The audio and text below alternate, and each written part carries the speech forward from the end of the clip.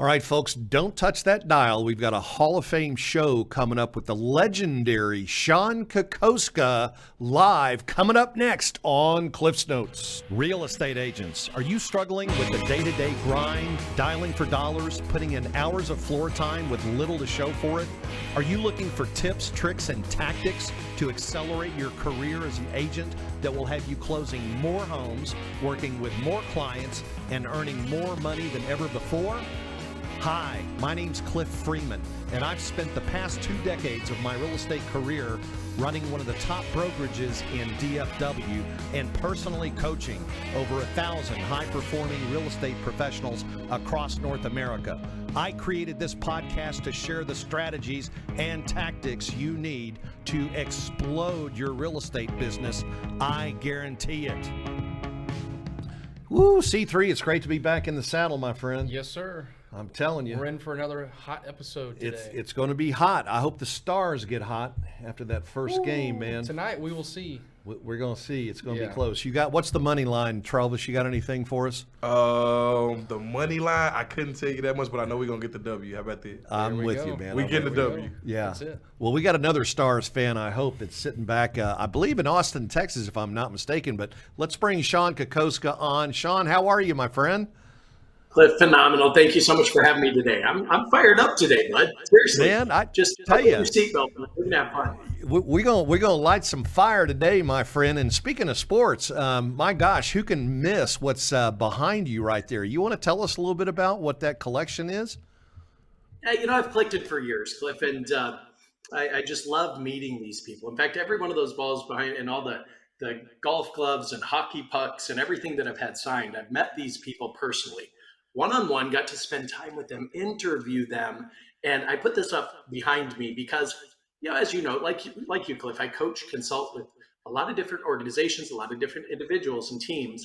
And to me, it's a constant reminder that it's really about mastering the fundamentals. I mean, these goats up on the wall, people like Roger Staubach and Terry Bradshaw, Mike Dick, Peyton Manning, Terrell Davis, just to name a few. I got, up here is Kareem Abdul-Jabbar, and that helmet is Peyton Manning, right? John Elway's up there. I mean, these are guys that are they're goats, man. They're the greatest of all time. In fact, a couple of weeks ago, I was out in West Palm Beach, Florida, and I got to golf with the goat of goats. Seriously. I got to golf with Jack Nicklaus, man, and that was just unbelievable. He signed a Masters flag for me. He signed a Golden Bear golf club for me, and I'm getting that framed right now. I'm going to put that up on the wall. I'm running out of room, yet one of my favorite footballs up here, because I'm a huge football fan. Love the sport. Grew up playing it. My cousin played for the Bears and 49ers, man, and I just love that sport. And yet one of my favorite footballs is from Peyton Manning. He came out to do an event with us, and prior to the event, it's just he and I in this big ballroom, 40-foot high ceiling with big chandeliers, round tables, already set, ready to roll. And he said, Sean, bring anything you want me to sign. Major mistake, right? He showed up with 25 jerseys, 30 footballs, and had him sign every one of them. And as he's signing, man, I'm just drilling him. I'm asking question after question about mindset, work ethic, mastering the fundamentals, and he didn't know what he was in for. Yet the reason it's my favorite is because it culminated like this. I said, okay, Peyton, I'm going to run a post pattern. Now I'm dressed in a suit, I got slacks and dress shoes on that were really slippery. I said, I'm going to run a post pattern. I'm going to do my best. Don't make fun of me. Yet as soon as I cut, man, I want you to hit me. So I take off running, man, and I go like 20 yards down. I juke right, and I turn to the left, and man, he put that ball on a rope right into my hands. I'll tell you, it hit my hands. My hands stung afterward. And I was just, just so excited about that moment. And then I have that football behind me to remind me of it. So it's good stuff. Thanks for asking, Cliff. So when you catch a football from a master, it's a whole different experience than when I throw you the football, right? Yeah, mine is a little wobbly, right? No, his was a tight spiral, just right into my hands. It was it's interesting that you mentioned that. One question I like to ask new agents is, have you ever purchased anything from a salesperson that makes over $1 million a year in commissions? What? And so I tell them that there used to be Forest Lane Porsche Audi here. There was a guy that was the number one Porsche salesman, and I sent him more people to bug him because I would send agents in Dallas that wanted to get in our office down there to interview him. And this guy was the most unbelievable salesperson in the world. I mean, his follow-up was spectacular. He just had built great rapport and stuff because, people that excel at that level, that have mastered sales, I mean, there's a reason why they make 6, 7, 8 figures in income, right? And of course, he had a coach, just like most great athletes have a coach. And that's what, you're a legend in our business, in the real estate business, and your family. By the way, C3, isn't that a great name for somebody who plays linebacker on the Bears? Oh yeah. I mean, when you said your brother played pro football? My cousin played for the Cousin, Bears okay. and the 49ers. Yeah. Wow. I could just, it's like, Ditka, Butkus, Kokoska. I could just see them all in the, in the locker room there and stuff. That's really cool. That would be good. Right next to Peyton, of course. Yeah, I would be there. Exactly. That's Walter yeah. Payton, by the way. Yeah. Yeah. So, you and I had a chance. I was so excited to just chat with you a little bit on the phone, and we were talking about your trip to Florida, where you got to meet Mr. and Mrs. Nicholas and the King and Queen, and he had a copy of his book called Golf My Way, and I mentioned to you that my son, I read that book when I was young, learning how to play golf. We didn't have YouTube and everything else. So and it was great because it caused me to visualize and to think the game instead of, just the eye candy stuff and entertainment, right? So I really had to learn how to visualize shots and everything. And then I gave that book to my son, and, we both cut our teeth on his work, and just what a privilege and an exciting thing. Now, that was something you did with another world famous coach, right? Besides your mom was there, but also John Maxwell is on that trip, right? That's exactly right. In fact, John helped set the whole thing up. And John, one of the most charismatic individuals I've ever met in my life. And you're describing this Porsche salesman, and he's successful because of the charisma, the it factor. And a lot of people say, well, you know what, Cliff, I don't have that. I don't have that charisma. And I'm here to tell you, yes, you do. See, the one thing I know, and I've never met this salesman that you're talking about, yet the way you gain charisma is to be interested in other people. See, when you're interested in them and you make the conversation all about them, what happens to your level of charisma with that individual? Of course, it goes up. It goes up automatically. When I think of that, I think of another world famous individual, Zig Ziglar. I mean, certainly you know of Zig, know of his work, read some of his books. I've still got his cassette tapes, believe it or not. Oh, yeah. Yet, my grandfather used to promote Zig's events before he was the Zig Ziglar. In fact, he would go to their home for dinner all the time. And I'm imagining my mother at 14 years old with Zig Ziglar sitting across the dinner table from her, and he's just pouring his wisdom into the entire family, right? Well, I got to know Zig later in life and hired him to come out and do an event for us in Las Vegas. It was a big Keller Williams event. It's called Mega Camp. And I want you to get a vision of this. It was a big arena, like they would do a boxing match in, right? And a big center stage that was a square. And Zig presented in a circular format, and he'd bounce from this side to that side and give his time and attention to everybody. I'll tell you what, there's like 7 standing ovations during his presentation alone. Now, he's finished, it's done. We have this luncheon after the fact. And a large room, circular tables, 8 to 10 people per table. And Zig sitting at a table with 8 or 9 other people. Just, they're hanging on every word he has to say. Now, I felt a little bit bad because first I had my 2 boys. They were young. They were 4 and 5 at the time. And I walk up to Zig, I tap him on the shoulder, and I said, everybody, I apologize for interrupting. Zig, I just want to introduce you to my 2 boys. And now, if it were me, Cliff, in this moment, I probably would have turned around and just said, hey, nice to meet you. Nice to meet you. You're handsome young men. And I would have gotten back to the conversation, not Zig. See, and this is what I want to demonstrate, is your willingness to be interested in other people and have an impact on every conversation that you create. See, Zig, he stood up. He said, oh, hold on. He stands up. He turns his chair around 180 degrees and he sits back down so that he could be eye level with my 2 young sons. And he says, you know what, boys? I can pick them from a mile away. I just need to be 100% sure. He said, young man, would you step forward? He says it to my oldest son. His name is Armando, and he's 5 years old at the time. And he grabs him by the shoulders like this. And then he looks this way, he looks this way, and then he grabs him by his two ears, right? And he pulls out his ear like this. He looks behind his ear, and then he looks behind the other ear. And then he says, okay, now turn around. And he turns around 180 degrees, looks him up and down, and he turns him back around. He says, yep, I knew it. I just had to be 100% sure. He says, now you, to my other son, Dante, who's 4 years old at the time, and he grabs and does the exact same thing. And he says, you know what, boys? I was sure with the moment I saw you get, I needed to be 100% sure. And here I am thinking, you guys, what's going to come out of his mouth next? I mean, I was on pins and needles just waiting to hear what he had to say. And he said, I just had to be 100% sure. And you boys are winners. You guys, that stuck with me in such a powerful way. I'll tell you what, because you think about the opportunity that we have to impact somebody's life for the positive day in and day out. And how many times do we just kind of blow it off?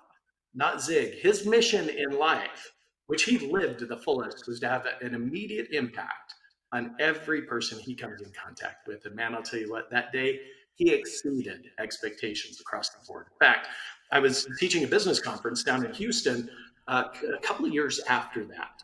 This was after Zig had passed on, unfortunately, and I learned that his son Tom was sitting in the front row of this business building conference. This is when I was president of MAPS Business Training. I was consulting for organizations like McDonald's and Panasonic, FedEx, Forklifts, T-Mobile, a whole bunch of companies.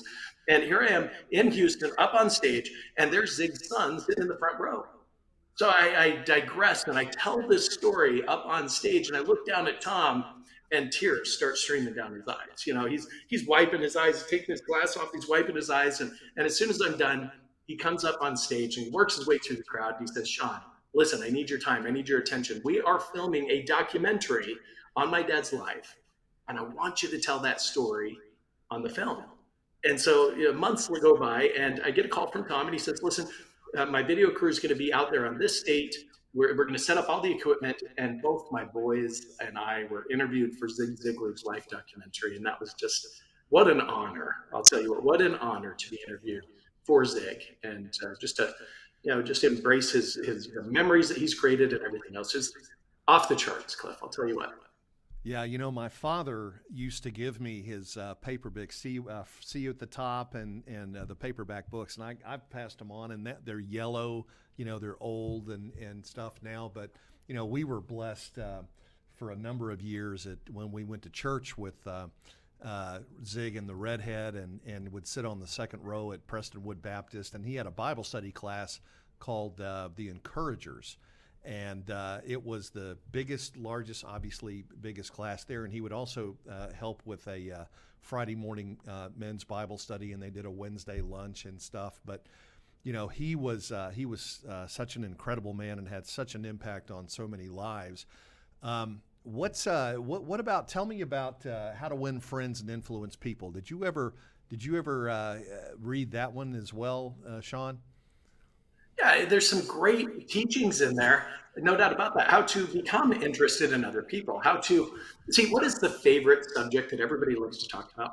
Well, of course, it's themselves, right? So all you need to do is just position them, make them feel good. See, everybody wears a sign around their neck, am I right? Some are really small, you can barely read it. Others are huge. They're like neon signs that flash like this. And it says one very important thing, and that is, make me feel important. Right. And we've all heard the acronym, MMFI, right? Make me feel important. And when you do that, you connect with people at a core level. And you make here's the goal. They don't know much about you at all yet. So many times we find ourselves in a position where we're trying to establish this me too rapport, right? Oh, you went to Europe last year? Fantastic. My wife and I, we went last year for 3 months. Where'd you go?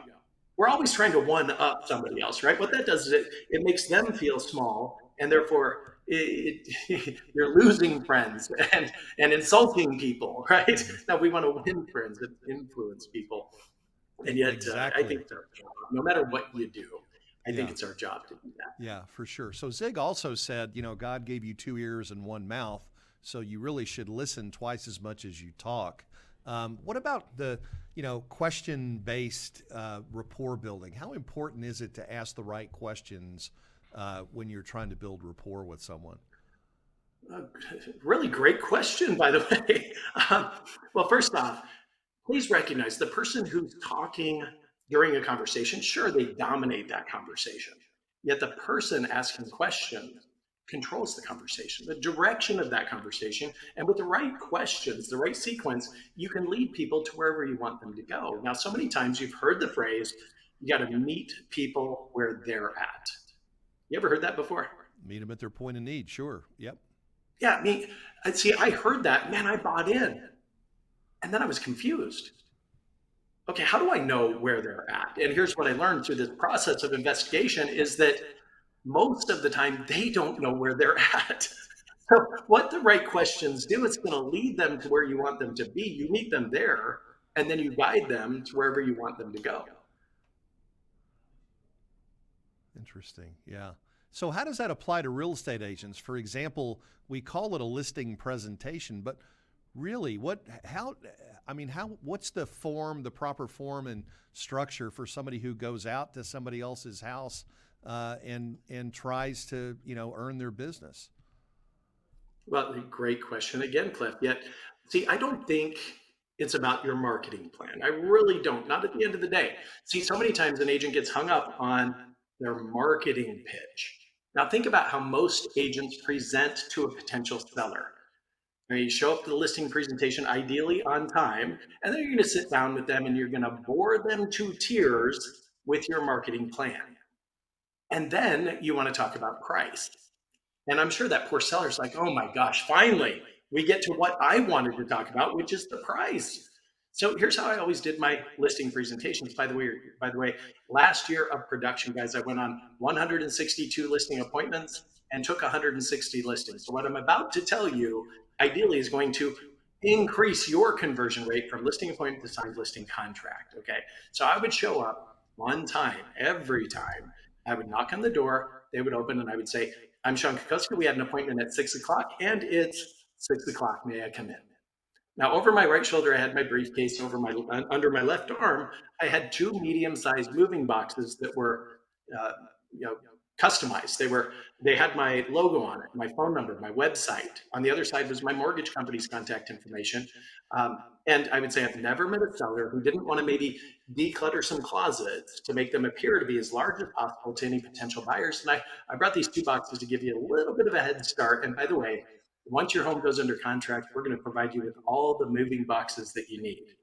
Now, what I wanted to do is start by coming from contribution to give them something right out of the chute. It creates the law of reciprocity. Remember, the hand that's left empty after giving is open to receive, right? So, by the way, for anybody who's listening to this or watching this, I want you to think, how long ago did you make your last move? Was it a year ago? Was it 3 years ago? Was it 10 years ago? And then ask yourself, do you still have a few boxes that you haven't unpacked? And the answer is probably yes. So by doing this and having the logo, the website information, the phone number on there, it creates a little bit of a shelf life for you. And by the way, most people are environmentally conscious. So they don't want to just throw these boxes away and clog up the landfill with it, right? What they're going to do is they're going to post to maybe community organizations. Like my wife and I moved about a year and a half ago. And there's this group Facebook page that is local to our market area. So she just posted, many moving boxes. If you want them, they're free. Just come on by. And so many people comment. We probably had 15 people coming over to our house to pick up moving boxes. So again, they're going to give it away to their friends, their coworkers, and of course, it has your logo and phone number on there. I think that's important. Okay, then I would say, would you mind if we sit at your kitchen table? You'd say, absolutely, that's fantastic. So we'd sit down. By the way, a little tip that I picked up from a guy named Brian North of North & Co.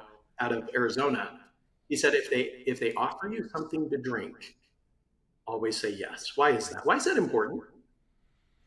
Well, it helps build rapport.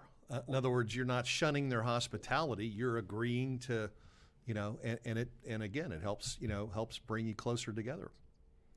No doubt. So Brian told me a story, by the way. He said he got a listing appointment in a not so great part of town, and yet he wants to service anybody and everybody, right? So he shows up to the listing appointment and he steps in, and the house is a mess. I mean, it's a mess. and it's a real fixer-upper, as they say in real estate, right? And she offers him something to drink, and of course, he always says yes. So he says, yeah, sure, of course. She says, water okay? He says, yeah, that's perfect. Well, the kitchen sink is just piled with dishes, and she grabs a dirty dish, and she puts it under the faucet, and she rinses it out a little bit, and then fills it up with water, brings it over, and sets it down in front of him. Do you think he drank it? I bet he did. Yeah. Hell no, he didn't drink it. Yeah, the point being that if they offer, no matter the conditions, the circumstances, always say yes. You don't want to shun their hospitality, as you said, right? So then we would go over to the kitchen table, and I'd open up my laptop or my tablet, and the first slide in my presentation says, as your realtor tours your home independently, looking at it through the eyes of the buyer, please complete the seller survey. So I would give them the seller survey, and I would tour the property by myself. Now, why do you guys think that's important? Talk to me.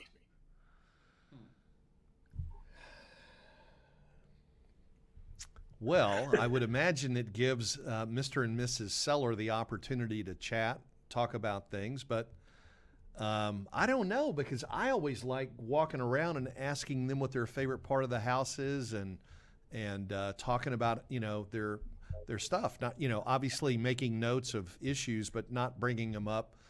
But just getting them to give me the vibe of the house. I always thought that was kind of important, but I'm learning something here. I'll never forget when I was at the UT campus here in Austin, and I watched Wayne Dyer present, and he said these words. He said, change the way you look at things, and the things you look at change.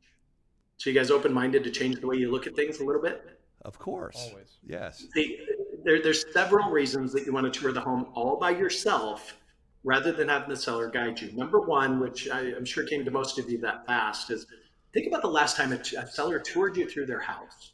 How long did it take? I mean, I've gone on tours with potential sellers that lasted 45 minutes or even an hour. Now, even more importantly, though, and by the way, you like me, we can tour a home inside of 5 minutes, take some great notes, come back to the kitchen table and get the business, right? So with that said, even more importantly, though, when a seller is touring you through their house, Cliff, what are they pointing out to you? All of the great things, and they're actually avoiding, obviously, trying to hit any of the negatives. They're trying to sell you the best part of it. Yes. So psychologically, what are they doing as it relates to the value or the perception of the price tag they should put on their house? Yeah, of course, they're raising that up, and they're doing their best to influence you as the agent to change your perception of what the home value might be. So what I want to do is I want to eliminate all of that justification as it relates to pricing, because I want to be really crystal clear what it's going to sell for. And now, by the way, I never gave them a price. Why do you think that's important? Well, because, I mean, price is the last thing you should cover. Once they hear that, they check out, they tune out. Okay. And again, change the way you look at things, and the things you look at change. So I would finish my tour. I would come back to the table.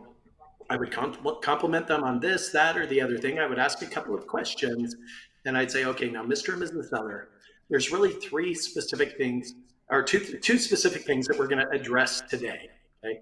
Number one is the price of your property and what you can expect to realistically fetch in today's market. The second of which that we're going to cover today is my marketing plan. That's everything I'm going to do, my team is going to do to get your home sold quickly for the highest price possible. Now, given the two choices, which would you rather talk about first, the price of your house or my marketing approach? Now, what did they say 100% of the time without fail? We want to know how big the check's going to be. And again, how do most agents do it? These poor sellers, man, the agent shows up and they bore them to death for an hour, sometimes an hour and a half on their marketing plan. Here's everything we're going to do. Here's everything we're going to do, right? And now we're finally going to talk about price. Well, I'll tell you what, you talk about price first, they're going to love you. They're going to love you. So they always said price 100% of the time. And I would say, you know what, Cliff, I'm so glad you said that, because me and my company, we have made a science out of pricing properties. Now, what we've discovered is there's three strategies that you can choose from. Now, the first strategy is what we call retail approach. Meaning, well, we can start high, and when it doesn't sell, then we can reduce the price, move it over to the clearance rack, and make it go away. Not my favorite approach, by the way. A lot of stress, anxiety, and worry. Okay. Second approach is what I call the less is more approach, where we analyze those homes that have recently sold, the houses you'd be competing with for a buyer, and we dramatically undercut the market. Now, in this strategy, there's a lot of risk on your part and a lot of pressure on me to generate multiple offers. And then with my negotiating skills, I'm going to work them back and forth and get you to a more palatable price. It's going to cause a quick sale, but again, a lot of stress. Now, my third approach, which happens to be my favorite, is the competitive approach, where we analyze those homes that have recently sold, the homes you'd be competing with for a buyer. And what we do is we just slightly undercut the market, just ever so slightly. See, here's what I've learned. All buyers buy through comparison shopping. Would you agree with that? Absolutely. See, Cliff, I've never met a buyer who's making the largest investment of their life that they wanted to look at one house and they said, Sean, that's it. This is it, the perfect house. Show me no more. This is the one I'm going to buy, right? No, they're going to do some comparison shopping. Now they're going to buy the home that has the best value. So whether we care to admit it or not, when we bring your home to market, we're entering a competition. Would you agree? Yes. All right. So given the three choices, the three strategies, which would you feel most comfortable with? Which would be the retail approach? Again, not my favorite. The less is more approach, a lot of risk on your part, a lot of pressure on me, or the competitive approach, which is it? You always Now, what did they say 99% of the time? Yeah. We'll take the competitive approach. Door number 3. Absolutely. And 99+% of the time, they chose the competitive approach. Now I can have a real conversation with them about the comps, what their home will really fetch in today's market. I never got the pushback where they say, well, the home that sold down the street, Sean, well, they didn't have a fireplace. And Sean, we have a fireplace. So it's automatically worth $50,000 more, right? No, it just, what it does is psychologically brings them to a logical level. We eliminate the emotional side of the equation because it's really about the numbers at the end of the day. Now, for the last 3 years or so, guys, we've been in a non-skill based real estate sales environment, meaning somebody calls you and says, listen, I want to sell my house. And you say, that's fantastic. Let me pull the comps. Do you do that? Hey, Mr. Seller, I think it's going to fetch around 800,000 in that range. Yet, how do you feel about the number? Do you think it's accurate? And they say, well, Sean, I see the comps. I see the properties that we'd be competing with, yet 800,000. No, I want 950. The realtor says, okay, let's bring it to market at 950. And guess what? It sold for 1.1 million, right? Right. Non-skill-based environment. Now, those days are long gone, Cliff. There's no doubt about that. They're gone. It's now about your skills in pricing property, guys. Now, there's only one reason that a listing expires, and what do you suppose that is? Pricing. It's price. Guys, it's not the location. It's not the condition. It's not your marketing. Those aren't the reasons it didn't sell. It's price, and that's it. So by the way, and Cliff, even though there's two things we're going to cover that day in the listing presentation, one is pricing, the other is marketing. Once we got the price nailed down, then I just got into their why. What's important to you about selling this house? Fantastic. What's your next step? Let's talk about how we can accomplish that. Get you there in the shortest amount of time with the least amount of headaches possible. Then I pull out the listing contract they would sign. I never even got into marketing. It is not about your marketing approach. It's their belief in you in getting the job done. You know, You guys with me on this? Yeah, I was. I had a mentor tell me a long time ago that your success on a listing presentation, about 15% of it is your product knowledge. Another 25% are your sales skills. But the majority of your ability to go take a listing is your confidence when you go in there. And that absolutely. And, you know, if you've got structure and a plan, most people go in there and, like you said, they're going to pull out the marketing plan and that's their crutch, right? It's like the professor that you had that had the PowerPoint, right? And all they had, I mean, they would read the PowerPoint when you were in school going, oh my God, I can do this, you know, and it puts the students to sleep. I mean, this is brilliant what you've just described here. is it completely disarms their emotions and it gets them thinking logically again. Is 2 + 2 = 4? Yes. Okay, well, in that case, let's move forward and we'll go ahead and get this signed. I have a sign in the yard and a lockbox ready to go on your front door, right? So That's exactly this worked for you for 160 out of 162 listing presentations. That's exactly right. So, and by the way, I encourage you, do not bring a full listing agreement. Okay. Now, many of you are doing the presentation, getting a verbal commitment, and then you're emailing documents for e-signatures, which is perfect. Don't get me wrong. Yet, what I would do is, even back in those days before e-signatures, I would have them sign a one-page commitment to sell. Again, it's time. Now, the only inventory we have in real estate sales, you guys, it's our time. And how we choose to invest it really sets the trajectory of your production, right? There's no way I could have gone on to close over 450 transactions per year if I did what most agents do and go on a 2-hour listing appointment. Okay, so I brought a one-page commitment to sell. I had a whole stack of them in my cards. There's one page. At the top, it was date and blank, property address and a blank, seller's names and a blank, purchase price and a blank, and then pre-typed in it outlined the buyer agent commission, the listing commission, and then there was a short paragraph. By signing this commitment to sell, I am committing to listing my home with the Kokoska Group with XYZ brokerage. And the Kokoska Group can begin the listing process by scheduling their stager and photographer. I do realize that the listing agreement will be emailed to me for e-signatures within 24 hours, or faxed back in those days, right? Within 24 hours for my completion. It's like when I started, it was faxing. Then it got into e-signatures later, but they would sign it. I would sign it. Okay, you can snap a picture of it with your phone, send it off to your ISA, or your EA, your virtual assistant, whatever the case is. Have them complete the documentation, email it over to the seller. You're in and out quickly. Now, this is important not only for time, yet where do most people find the most objections during the listing presentation process? Is it not when you're going through the listing contract? Right. Yeah. And you're doing your best to fumble through every paragraph of the listing contract and kind of summarize and tell them what this means and what that means. And not only does it take 30 minutes of your time, it also confuses them in the process and they begin to object. They start getting into the space of, oh, are we doing the right thing? No, be succinct, you guys. Let's decomplicate the process. Let's get rid of the complexity and let's make it really simple for them. Because my average listing appointment was 25 minutes in and out, signed commitment to sell in hand, done. And I think the sellers appreciate it. I really do. The last thing I want to do is try and entertain a realtor for 2.5 hours. Come on. Isn't that the truth? Yeah. Oh, that's brilliant. Man, we don't have time. I was going to ask you what your buyer presentation, how that goes, but we're going to have you back to do that, Sean. But man, that was. And how much time do we have? Do we have 1 minute or 10 minutes? Yeah, we got 5 or 10 minutes here. Sure. Well, let me just share an experience just real fast as it relates to the buy side of the business. Now, when I got into real estate, guys, I was 20 years old. I looked like I was 16. I wasn't incredibly smart either, and definitely not the smartest person on this Zoom call. I'll promise you that. Yet, Diana and my mother and I started a real estate sales team together. Now, she, again, was much smarter than I was. She says, Sean, I'm going to work the listing side of the business, and you're going to work the buyer side of the business. And I'm like, hey, I'm in. That sounds cool.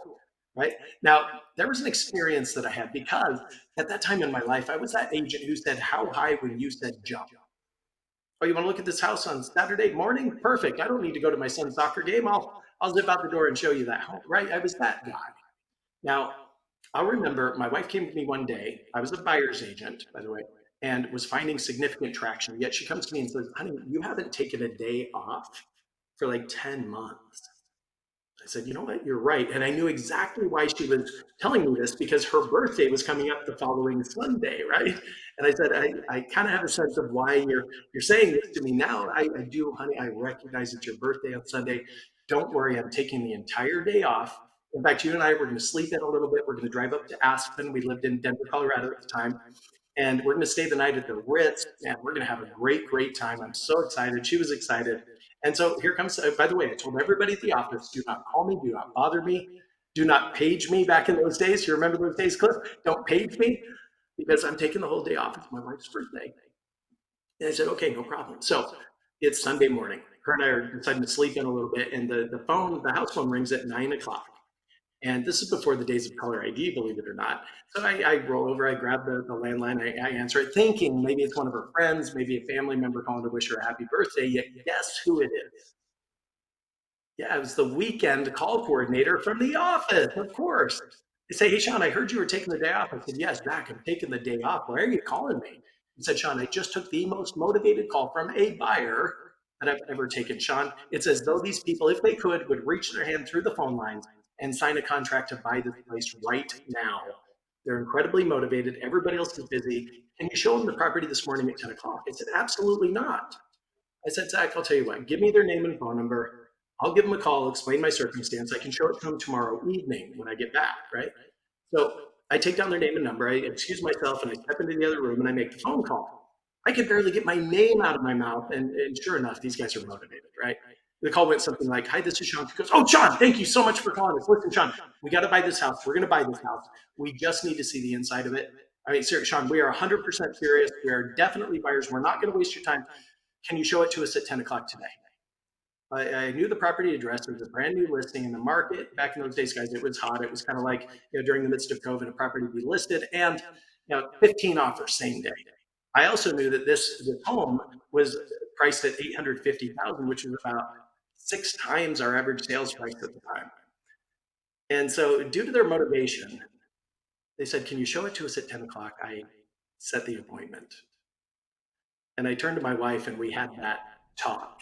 And if you've been doing this long enough, you guys, you know the talk I'm talking about. And yet it went something like this. I'm the eternal optimist, right? I said, honey, I'm going to jump in the shower right now. I'm going to leave by 9:30. It's a 30-minute drive over to this property. I'm going to show it. It's going to take all 15 minutes to show this house.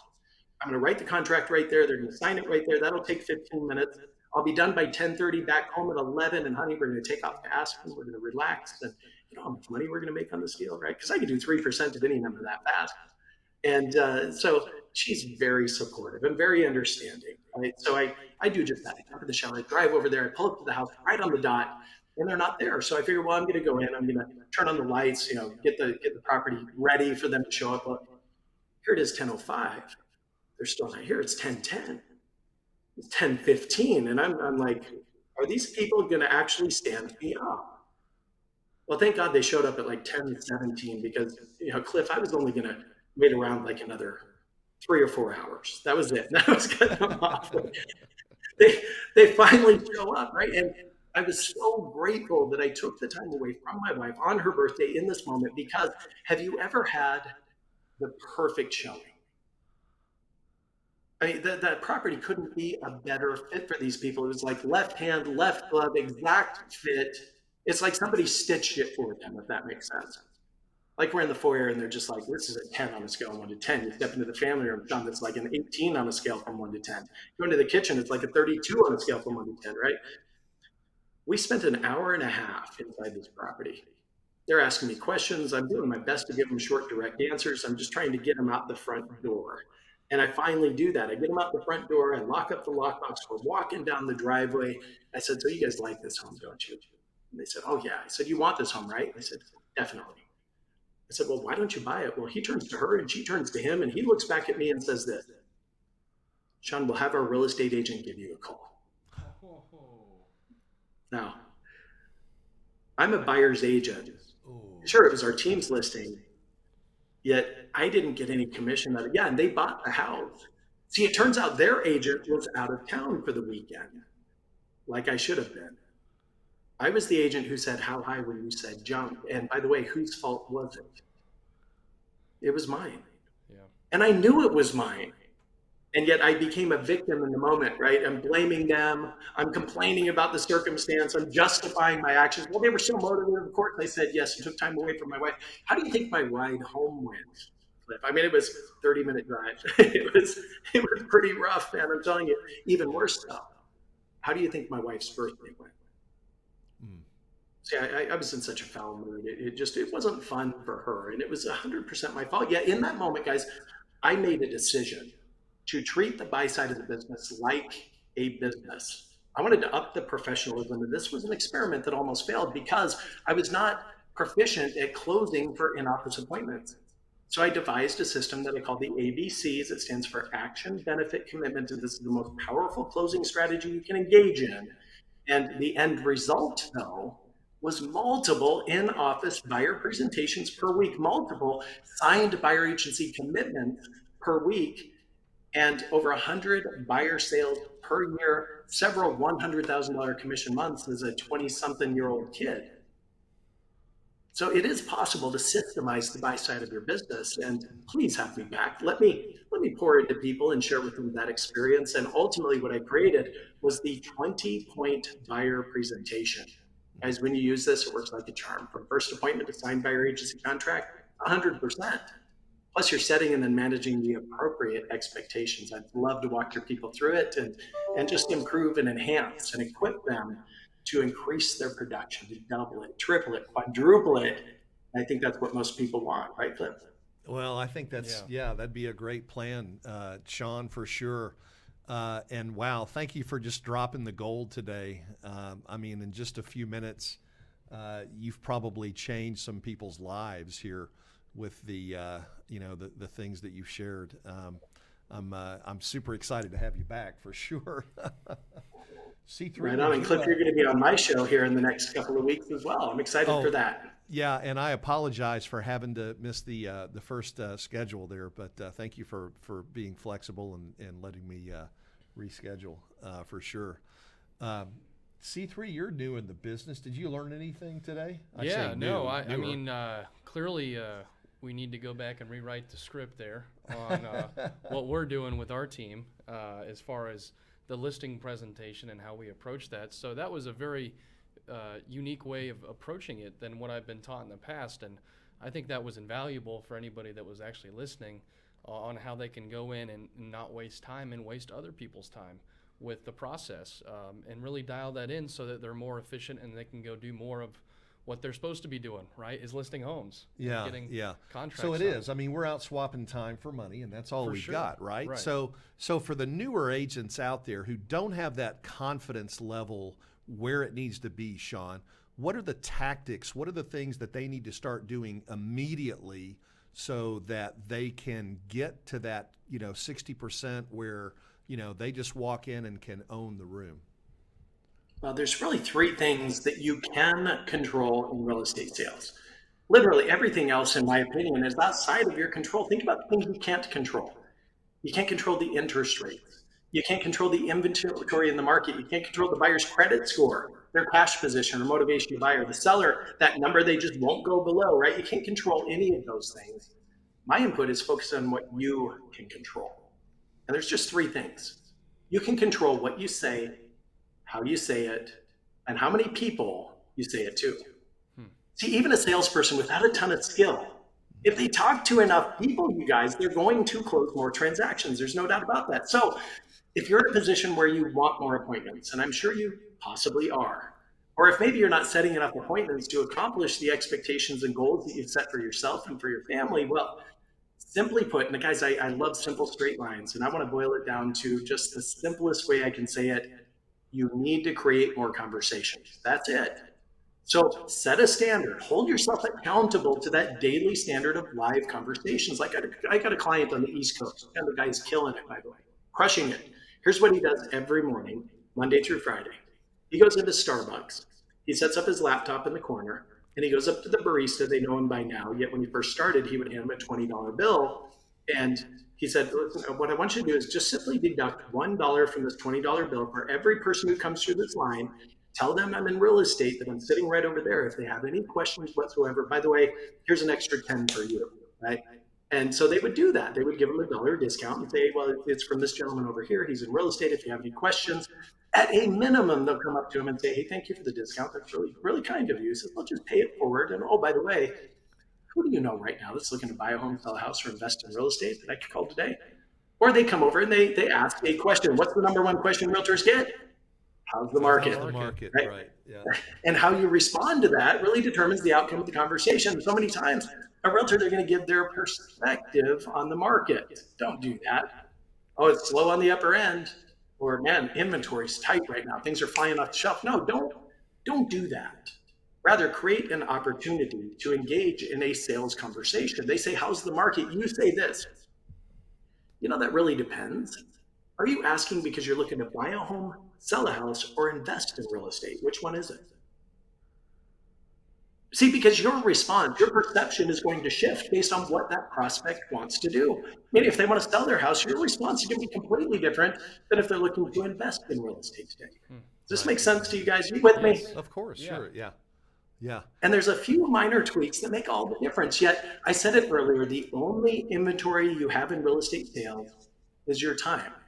And how you choose to invest that time sets your trajectory toward your bank account balance and your net worth. So, time blocking, I think, is a critical element. There's 5 things you need to time block, okay? Actually, 3 things you need to time block. Let me correct myself. There's 5 things on what I call the 20% job description list, the 80-20 rule, Pareto's principle, right? Meaning 20% of your actions in real estate sales will yield at least 80% of your results. And the 20% job description, the 5 things are practice, because you got to know what to say, you got to know how to say it. Number 2 is lead generation. Number 3 is lead follow-up and conversion. Number 4 is going on appointments. And number 5 is negotiating contracts. Okay, so those are the only 5 activities that are going to move the needle for you, your production, and your bank account balance. Seriously. And it's those of you who figure out how to give an inordinate amount of your time to those 5 things. You're the ones that are going to double, triple, quadruple your production year over year over year. So it really comes down to your time and how you choose to invest it, how you can manage yourself in the time you choose to invest in real estate. So I'm going to say this one last thing, Cliff. I know I'm out of time, so I'm talking faster. You can tell. There's 3 things you need to time block. Yes, there's 5 things on the 20% job description, yet 3 things you need to time block. Number 1, practice. And guys, I don't care if you've been doing this for 35 or 40 years. Practice. Knowing what to say, knowing how to say it. Let's agree, practice isn't something we did, it's something we do on a consistent, repetitive basis to improve our knowledge, our skills, okay?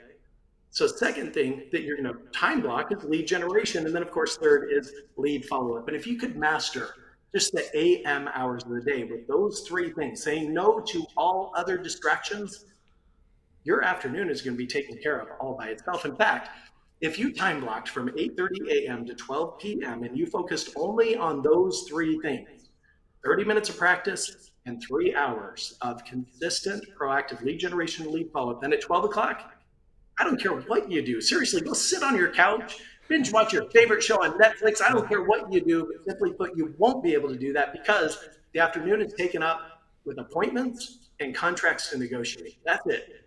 Yeah. If you master the AM hours, you're going to crush it with your career. That's it. Yeah, that is it. You're setting yourself up for success by doing that. Great words of wisdom. Sean, we do have to run, but what's a great way for somebody to connect with you if they wanted to reach out and get a little closer? Yeah, and first off, let me say, I love it when people reach out to me. So many times people say, well, I don't want to bother him. No, you're not bothering me. This is what I get to do day in and day out, and I find a lot of fulfillment in it. So you can either go to iconcoaching.com. It's iconcoaching.com. By the way, there's a ton of free resources there, scripts, dialogues, objection handlers. Guys, there's hundreds, if not thousands of videos there by now that you can watch and rewatch. I would encourage you to go there. You can click apply for coaching if maybe you want a little help. You can do that there. Or if you just have a quick question, you can drop me an email at Shon, S-H-O-N. That's the correct way to spell Sean, by the way. S-H-O-N at iconcoaching.com. Thank you so much, you guys, for having me. I've had a blast with you. Sean, it's been a blast here, too. Let me tell you Mic what. drop. Yeah, thank you for sharing. Yep. Amazing. Hit the gold mine today. Hall of Fame, State Fair, Blue Ribbon, ESPN Hall of Fame show today. Thank you so much, my brother. And we'll see you. We're going to have you back. We're going to have Sean back, but just not next week. We got another guest coming up. But thank you guys for being here. If you liked it, give us a little love at the bottom. Show us a heart. And we'll see you next week right back here again on Cliff's Notes. All right, folks, tune in to Cliff's Notes every Thursday at 1 o'clock Central for the tips, tricks, and tactics to explode your business. I guarantee it.